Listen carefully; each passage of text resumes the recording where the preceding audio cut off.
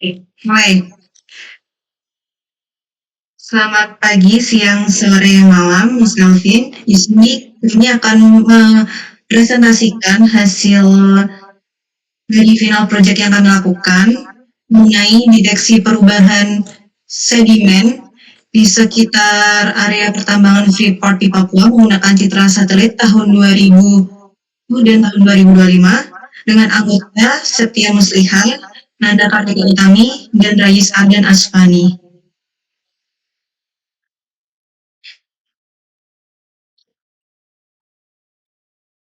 Lanjut, yang pertama adalah latar belakang. Sedimen merupakan material hasil erosi dan pelapukan yang diangkut oleh aliran air kemudian mengendap pada suatu wilayah. Akumulasi sedimen yang terjadi secara terus-menerus dapat menyebabkan perubahan kondisi sungai, muara, maupun wilayah pesisir.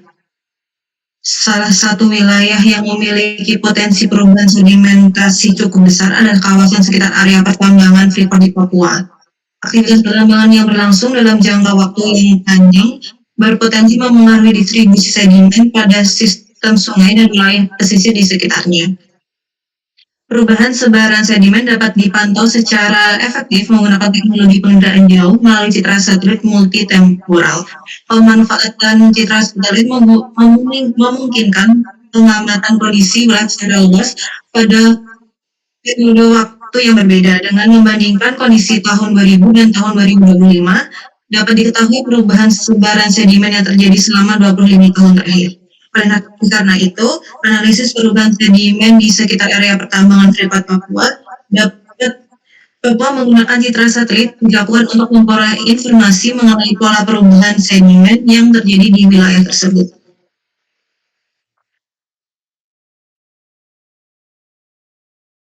Selanjutnya adalah tujuan. Yang pertama adalah tujuannya adalah mengidentifikasi sebaran sedimen di sekitar area pertambangan Freeport Papua pada tahun 2000 dan tahun 2005 menggunakan citra satelit. Yang kedua adalah menganalisis perubahan sebaran sedimen di area pertambangan Freeport Papua pada tahun 2000 dan tahun 2025. Yang ketiga adalah menghitung luas area sedimen yang terdeteksi pada tahun 2025. Studi areanya yang digunakan adalah kawasan sekitar area pertambangan Freeport yang berada di Kabupaten Mimika, Papua Tengah.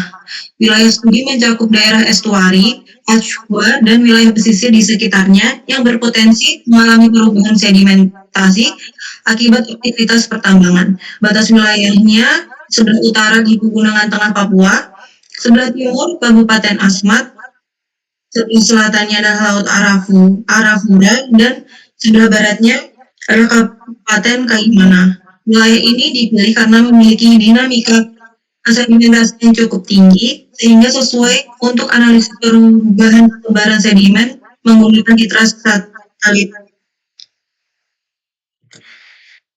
Untuk data yang digunakan menggunakan dua epoch, yaitu pada tahun 2000 yang menggunakan citra Landsat 7 dan yang kedua adalah epoch tahun 2025 menggunakan citra satelit Sentinel-2.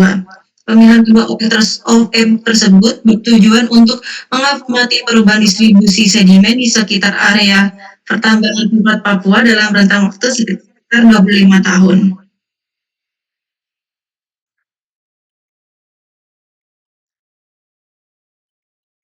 Selanjutnya adalah data citra. Data citra yang digunakan adalah data citra Landsat 7 dengan karakteristik band yang terdapat pada di tabel dan Sentinel-2 dan karakteristik bandnya terdapat pada di tabel.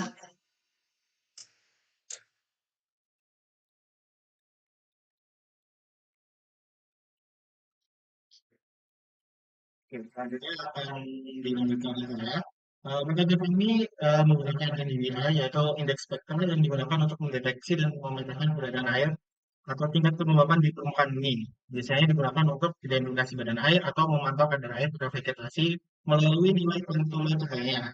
Prosesnya meliputi menginput data, proses citra, menghitung NDVI, klasifikasi air dengan menggunakan NDVI, lalu melakukan proses untuk verifikasinya, lalu ada output untuk hasilnya. Next.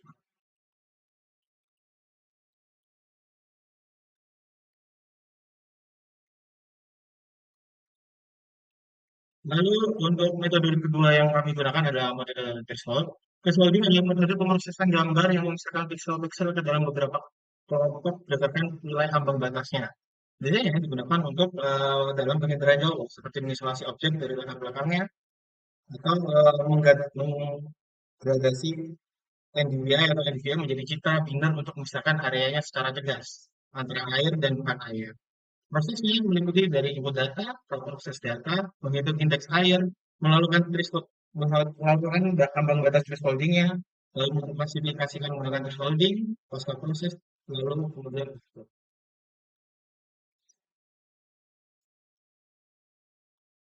Lalu berikut adalah workflow dalam pengolahannya. Bisa dilihat kita melalui input data, proses citra, perhitungan NDVI, lalu peta NDVI, lalu melakukan thresholding pada peta NDVI tersebut, lalu melakukan klasifikasi, kemudian perhitungan luas dari citra tersebut, terus melakukan analisis perubahan dari epoch 1 dengan epoch 2, kemudian melakukan presentasi dari hasil citra tersebut. Dan untuk tahapan pelaksananya bisa dilihat ada input data, mempersiapkan dan akuisisi citra satelit. Kita menggunakan dua citra yaitu Landsat dan Sentinel, yaitu Sentinel-2 dan Landsat 7. Kemudian untuk prosesnya ada koreksi atmosfer dan cloud masking, lalu KPI. Nah, cloud masking untuk mengurangi beberapa awan yang menutupi citra. Bisa next. Lalu ada perhitungan NDVI, untuk menentukan citra dan badan air dan tidak badan airnya. Kemudian ada thresholding untuk penentuan ambang batas dari citra tersebut dibagi menjadi dua kelas, kelas 1 dan kelas 0. Kelas 1 adalah air bersedimen dan kelas 0-nya ada daratan atau taling. Next. Kemudian ada tahapan pasca proses, yaitu untuk mengurangi noising dan smoothing hasil citra yang sebelumnya diproses. Lalu ada perhitungan luas, kalkulasi area sedimen dan analisis statistik, perubahan dari dua epoch tersebut. Kemudian ada produk akhirnya yaitu peta dan statistik sedimen yang akan digunakan untuk analisis dan melakukan suatu kebijakan melalui peta yang dihasilkan tersebut.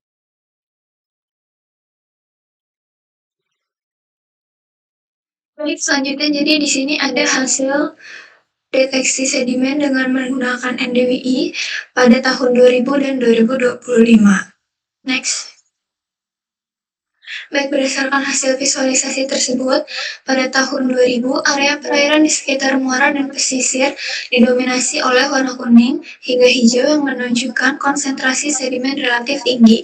Sebaran sedimen tampak mengikuti alur sungai utama hingga mencapai wilayah estuari dan perairan pesisir, mengindikasikan proses transportasi material dari kawasan pertambangan menuju laut. Sedangkan pada tahun 2025, area yang berwarna coklat representasikan daratan atau endapan tailing terlihat semakin meluas ke arah selatan. Sementara zona sedimen cenderung terkonsentrasi di sekitar alur sungai, warung, dan wilayah deposisi utama. Next. Nah, ini ada hasil area perairan yang memiliki sedimen terbanyak sampai dengan tahun 2025. Di sebaran sedimen yang dominan sekitar muara mengindikasikan terjadi proses pengendapan ketika kecepatan aliran air kurang sebelum memasuki laut. Kondisi tersebut menyebabkan bentuknya area deposisi yang cukup di kawasan estuari dan pesisir.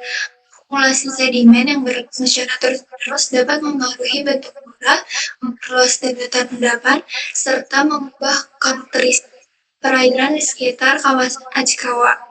Next. Selanjutnya ada luas area sedimentasi di air.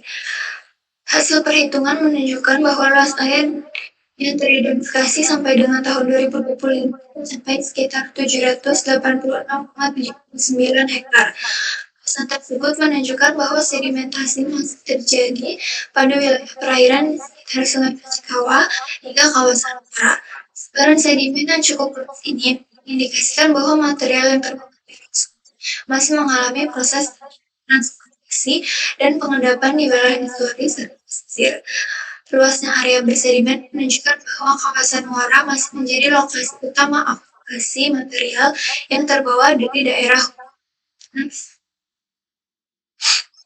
Baik, jadi dari hasil diskusi ini dapat disimpulkan bahwa hasil analisis NDWI menggunakan citraan 17 pada tahun 2000 dan Sentinel 2 pada tahun 2025 teridentifikasi adanya perubahan distribusi sedimen di sekitar area pertambangan Freeport, Papua. Hasil visualisasi menunjukkan perluasan area deposisi sedimen dan daratan tailing, terutama di sekitar Sungai Echkawa dan wilayah Muara. Selain itu, perhitungan luas area air bersedimen pada tahun 2025 menunjukkan nilai sebesar 786,79 hektar yang mengindikasikan bahwa proses transportasi dan pengendapan sedimen masih berlangsung pada kawasan estuari dan pesisir. Jadi secara keseluruhan aktivitas pertambangan dari periode 2000 sampai dengan 2025 telah mempengaruhi pola populasi penelitian yang ditunjukkan oleh bertambahnya area dan perubahan kondisi kawasan. Analisis NDWI terbukti mampu memberikan gambaran spasial mengenai sebaran sedimen sehingga dapat digunakan sebagai satu metode untuk dinamika sedimentasi di sekitar area pertambangan. Baik, berikut ada referensi yang kami pakai. Berikut juga ada kontribusi anggota kami. Next. Baik, mungkin cukup sekian yang dapat kami sampaikan hasil diskusi kami. Kurang lebihnya mohon maaf. Terima kasih.